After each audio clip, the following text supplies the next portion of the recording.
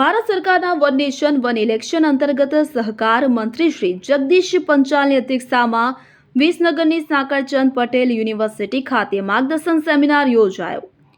તો વિકસિત ભારતના દ્રઢ સંકલ્પ સાથે ભારત સરકારના એક રાષ્ટ્ર એક ચૂંટણી પ્રકલ્પ અંતર્ગત વિસનગરની Sankalchand Patel university open air theatre ખાતે સહકાર મંત્રી શ્રી જગદીશભાઈ વિશ્વકર્માની અધ્યક્ષતામાં વન નેશન વન ઇલેક્શન વિષય પર માર્ગદર્શન સેમિનારનું આયોજન કરવામાં આવ્યું હતું। આજના કાર્યક્રમમાં એસકે યુનિવર્સિટીના ચેરમેન પ્રકાશ પટેલે જણાવ્યું હતું કે અમારી યુનિવર્સિટીના તમામ ફેકલ્ટીના પ્રોફેસર વિદ્યાર્થીઓ સહિત સમગ્ર યુનિવર્સિટી પરિવાર દ્વારા કેન્દ્ર સરકારના વન નેશન વન ઇલેક્શનને સંપૂર્ણ સમર્થન છે।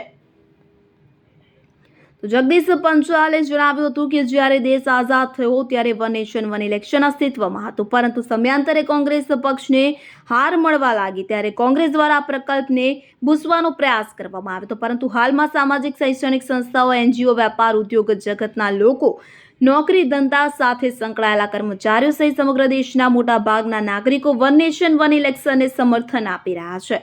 તેમણે વધુમાં ઉમેર્યું હતું કે રાજ્ય અને દેશમાં અલગ અલગ સમયે વારંવાર કરવામાં આવતી ચૂંટણીઓને કારણે લાખો લોકોના માનવ કલાકો, સમય અને નાણાંનો બેફામ વ્યય થઈ રહ્યો છે, ત્યારે દેશના 85% કરતાં વધુ લોકો વન નેશન વન ઇલેક્શનના સમર્થનમાં છે। આ પ્રસંગે મહેસાણા જિલ્લા ભાજપ પ્રમુખ ગિરીશ રાજગોર, મહેસાણા જિલ્લાના પૂર્વ સાંસદ મહેસાણા શારદાબેન પટેલ, એસકે યુનિવર્સિટીના vice chairman Chandrakant Patel, provost doctor Prafullkumar Udani, registrar doctor Parimal Trivedi, યુનિવર્સિટીના વિવિધ ફેકલ્ટી ડીન, પ્રોફેસર્સ તેમજ વિસનગરના સામાજિક રાજકીય અગ્રણીઓ ઉપરાંત નગરજનો મોટી સંખ્યામાં ઉપસ્થિત રહ્યા હતા। Bureau report, DP news.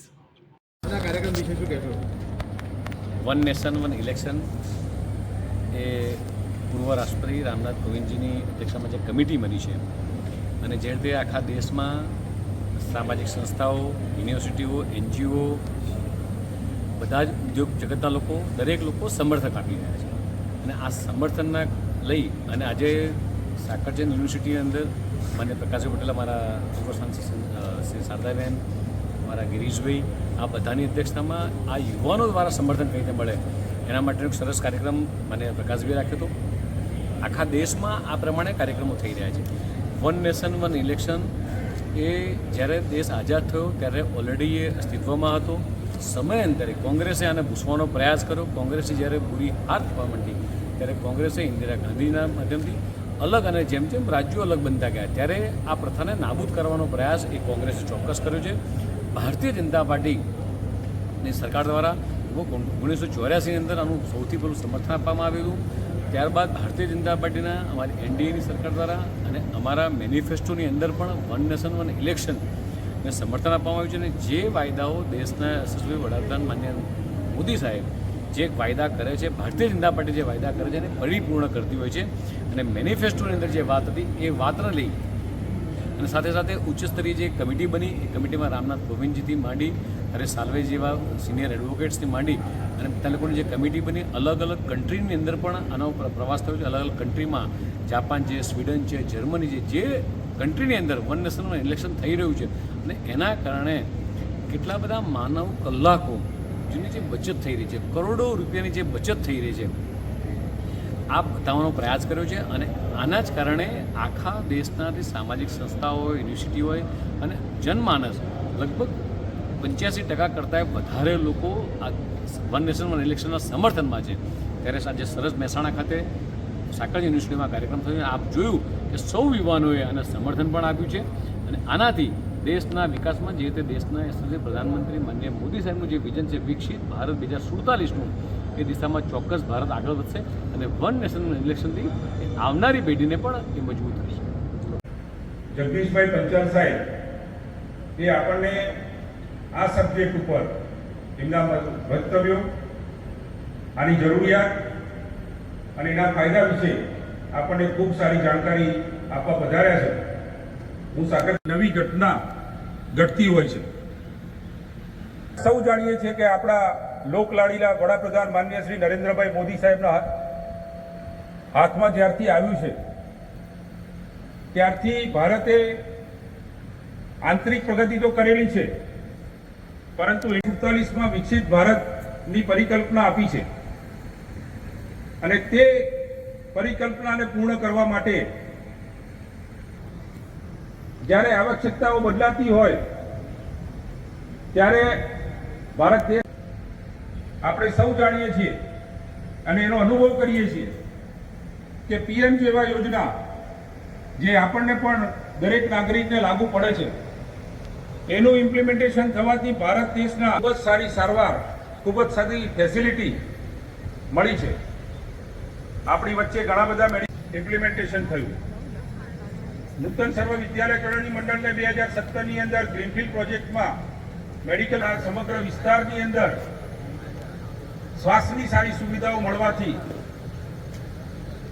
સારવારનું સ્તર જે સુધર્યું છે. મારો પોતાનો જિલ્લો પછાત ના રહી જાય, મારા જિલ્લાના દીકરા દીકરીઓ, મારો ઉત્તર ગુજરાતના દીકરા દીકરીઓ એ સારી રીતે ભણી શકે અને એટલા માટે આ સાકરચંદ યુનિવર્સિટી અથવા સ્કૂલની જે સ્થાપના કરી હતી એટલે આપણે સૌ આજે દાદા માટે જોરદાર તાલીઓ કરીને વધાવી. આપણે 5 વર્ષ સુધી આખા જિલ્લાની સેવા કરી છે. આપણે સ્થાપન થયું, લોકાર્પણ થયું આખા વિશ્વના તમામે સનાતન ધર્મીઓના ઘરની અંદર એ દિવસે દીવા પ્રગટ્યા અને દિવાળી જેવો માહોલ આખા દેશમાં જે 2047 નું જે દ્રષ્ટિકોણને સાકાર કરતું આ મિત્રો સપનું એ મારી સામે બેઠેલો યુવાન જ્યારે પૂરો કરવા જઈ રહ્યો ત્યારે એ ભારતના જીડીપીમાં 1% સુધીનો ગ્રોથ એ માત્ર ને માત્ર ઇલેક્શન એક થશે ને એમાં ભારતના જીડીપીમાં મિત્રો ફરક પડવાનો છે.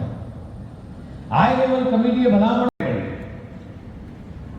જેટલા યુવાનો અહીંયા બેઠા છે એ યુવાનોને પૂછીશ કે આ 10 વર્ષની અંદર કેન્દ્રમાં એનડીએની સરકાર ચાલે છે, દેશના યશસ્વી પ્રધાનમંત્રી નરેન્દ્ર મોદીજી હેઠળ જે સરકાર ચલાવી રહ્યા છે એના આગળના 60-65 વર્ષની વાત કરીએ તો માત્ર કોંગ્રેસ પાસે A થી Z સુધી લખાયેલા તમામ કૌભાંડો એ એમના નામે છે. ખાલી ABCD નહીં પણ A થી Z સુધી 26 આંકડા ભરાઈ જાય એવા તમામ કૌભાંડો એક કોંગ્રેસની સરકારમાં મિત્રો થયા છે. અને દેશના યશસ્વી પ્રધાનમંત્રીએ આપણને વિરાસતમાં વારસાની અંદર એક વિકસિત ભારતનું સ્વપ્ન 2047નું વિકસિત ભારતનું સ્વપ્ન આપણને બધાને મિત્રો આપ્યું છે. અહીંયા બેઠેલા યુવાનોને મારે કહેવું છે, હો જાઓ તૈયાર સાથીઓ, આપણે વિકસિત ભારતની દિશામાં આપણે બધા ખભાથી ખભા મિલાવીને મિત્રો આગળ વધવાનું છે. અને એના માટે હું એકલો નહીં પણ મારી સામે બેઠેલા યુવાનોની જરૂર છે. દેશના યશસ્વી પ્રધાનમંત્રી નરેન્દ્ર મોદીજીએ કીધું છે કે મારે 1 લાખ યુવાનો જોઈએ છે આખા દેશભરમાંથી આવા 1 લાખ યુવાનો આવશે તો વિકસિત ભારતને કોઈ નહીં રોકી શકે આખા પૃથ્વી ઉપર. અને 1 લાખ યુવાનો આવશે ક્યાંથી? તો મારે કહેવું છે કે મારી સામે બેઠેલો તમામ યુવા એ વિકસિત ભારતની દિશામાં એ આગળ વધે. વન નેશન વન ઇલેક્શનના આર્કિટેક્ટ આ પરિકલ્પના એ કોને હતી? સરદાર વલ્લભભાઈ પટેલ જ્યારે ગુજરાતના હતા અને ત્યારે આપણને સૌને ગૌરવ થાય કે વન નેશન વન ઇલેક્શન આ અમૃતકાળમાં જ્યારે નવી ઊંચાઈ પર આપણે દેશના આર્કિટેક્ટ, વિકસિત ભારતના આર્કિટેક્ટ માનનીય મોદી સાહેબ જ્યારે ગુજરાતના છે ત્યારે આ એમણે પરિકલ્પના કરી છે. દેશના દરેક વર્ગને મિત્રો સશક્ત કરવો, દેશના દરેક વર્ગને મજબૂત કરવો, રાષ્ટ્રને મુખ્ય ધારામાં જોડવા સંકલ્પ કરવો અને ચૂંટણીના લોક પર્વને એ સારી રીતે ઉત્સવ જે મિત્રો ઉજવવો અને આ પર્વનું સુચારુ સંચાલન કરવું. માન્ય આ બધા જે વિચારો એ મને મોદી સાહેબ થોડો હજી તમને બેકેન્ડમાં લઈ ગયો, પાછળ લઈ જવો હજી હિસ્ટોરિકલ ડેટ ઓફ ટાઈમ જેટલા મિત્રો પાસે ડાયરીઓ લખી રાખજો કે વન નેશન વન ઇલેક્શનની હિસ્ટ્રી ઓફ ધ ડેટ જે કહેવાય આ ક્યારથી શરૂ થઈ છે, આજકાલની નથી થઈ. આ સાકર છે ને તમે મિત્રો જેટલા યુવાનો બેઠા છો આજના તમે આવનારા ભવિષ્યના ભાવિના એ ઇતિહાસના પન્ના ઉપર લખાશે કે વન નેશન વન ઇલેક્શન જ્યારે થયું ત્યારે સાકરચંદ યુનિવર્સિટીની અંદર પણ અહીંયા બેઠેલા વિદ્યાર્થીઓ એક સહીનું ટેમ્પરિંગ કરીને હું આજે પ્રકાશને કહીને જાઉં છું કે જેટલા પણ યુવાનો બેઠા છે આ બધા જ યુવાને પોસ્ટકાર્ડ લખે દેશના સભ્ય પ્રધાનમંત્રી મોદી સાહેબને સાયપ્રસ યુનિવર્સિટી એક નામથી પોસ્ટકાર્ડ જાય કે અમારી યુનિવર્સિટીમાં આ વન નેશન વન ઇલેક્શનનો જે કાર્યક્રમ થયો હતો, અમારું દેશના યશસ્વી પ્રધાનમંત્રીને સમર્થન છે આ વાત સાથે. દરેક વિદ્યાર્થી એક પોસ્ટકાર્ડ લખે. 1951 થી 1967 આખા દેશમાં આ ઇલેક્શન મિત્રો થતું હતું. સ્વતંત્રતા પછી ભારતમાં ચૂંટણીઓ જેટલી થઈ એમાં 1967 સુધી વન નેશન વન ઇલેક્શન મિત્રો થતું હતું. 1960માં અલગ ચૂંટણીઓની શરૂઆત એ જ્યારે અલગ અલગ રાજ્યો પડતા ગયા, ગુજરાતની સ્થાપના થઈ, મહારાષ્ટ્રની સ્થાપના થઈ, એટલે જેમ જેમ રાજ્યો અલગ થતા ગયા ત્યારે અલગ અલગ રાજ્યોમાં અલગ અલગ ઇલેક્શન થતા ગયા. 1967 ની અંદર જ્યારે કોંગ્રેસનો કારમો પરાજય થયો અને ત્યારે કોંગ્રેસે નક્કી કર્યું કે હવે પછી ક્યારે વન નેશન વન ઇલેક્શન કરવું નહીં. 1971 ની અંદર ઇન્દિરા ગાંધી અવરોધો બન્યા અને સામાન્ય ચૂંટણીના માધ્યમથી અવરોધો ઊભા કર્યા. 1968 અને 1969 માં વિધાનસભાનો સમય પહેલા, જે વિધાનસભાનો સમય 5 વર્ષનો આવે એની પહેલા એ વિધાનસભામાં વિસર્જન કરવાનું કામ ઇન્દિરા ગાંધીએ કર્યું અને ડિસેમ્બર 1970 ની અંદર લોકસભા ભંગ કરી દીધી.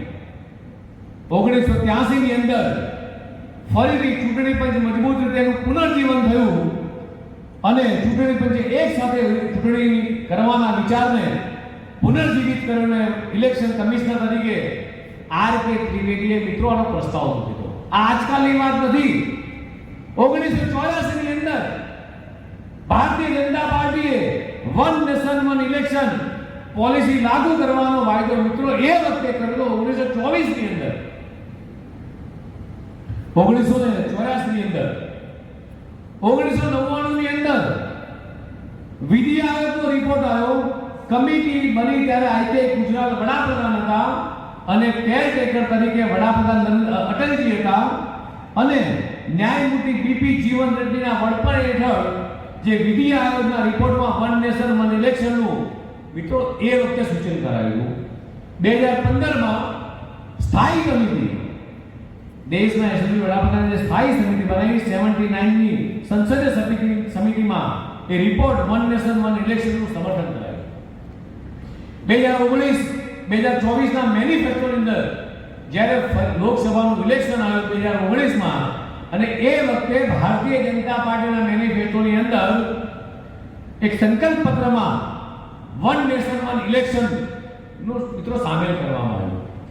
2019 ની અંદર સર્વ પક્ષોની બેઠક મળી અને વન નેશન વન ઇલેક્શન પર સર્વદલીય બેઠકનું આયોજન કર્યું. સપ્ટેમ્બર 2023 માં ઉચ્ચ સ્તરીય બેઠક થઈ.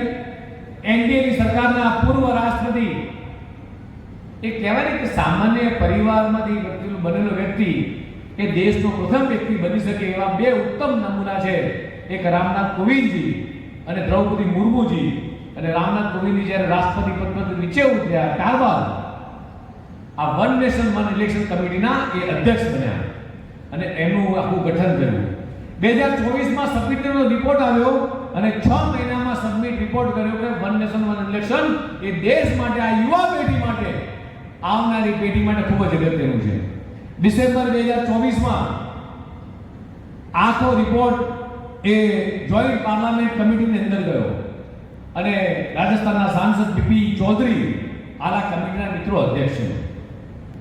હવે તમને વિચાર આવે, પ્રધાનમંત્રી નરેન્દ્ર મોદીજીએ ભારતના ઇતિહાસમાં એવા તો કેવા નિર્ણયો લીધા કે આપણને બધાને આપણા પડોશા પુત્રો પર ગર્વ થાય મિત્રો. કોંગ્રેસના મિત્રો એવું કહેતા હતા, સ્થાપન થયું, લોકાર્પણ થયું આખા વિશ્વના તમામે સનાતન ધર્મીઓના ઘરની અંદર એ દિવસે દીવા પ્રગટ્યા અને દિવાળી જેવો માહોલ આખા દેશમાં દેશને મજબૂત કરવામાં, દેશને વિકસિત કરવાની અંદર મારી સામે બેઠેલા યુવાનો મિત્રો ફાળો છે. દક્ષિણ આફ્રિકામાં દર વર્ષે સામાન્ય ચૂંટણી યોજાય છે. એમ મતદાર યાદીમાં એક રાષ્ટ્રીય ચૂંટણીના લીધે તમામ પ્રકારની ચૂંટણીઓ એક જ મતદાર યાદી બનાવશે. અત્યારે શું થાય કે વિધાનસભાની ચૂંટણી આવી તો મતદાર યાદી બદલાઈ જાય, લોકસભાની ચૂંટણી આવી તો મતદાર યાદી બદલાઈ જાય.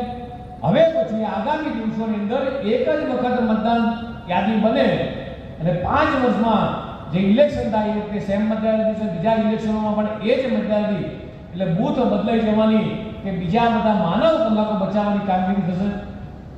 અને જે કન્ફ્યુઝન ઉભા થાય કે મારું મતદાન ક્યાં કરવા જવાનું છે એ મતદાનના કન્ફ્યુઝન ઉભા થાય મિત્રો એ દિશામાં આપણે આગળ કામ કરીશું.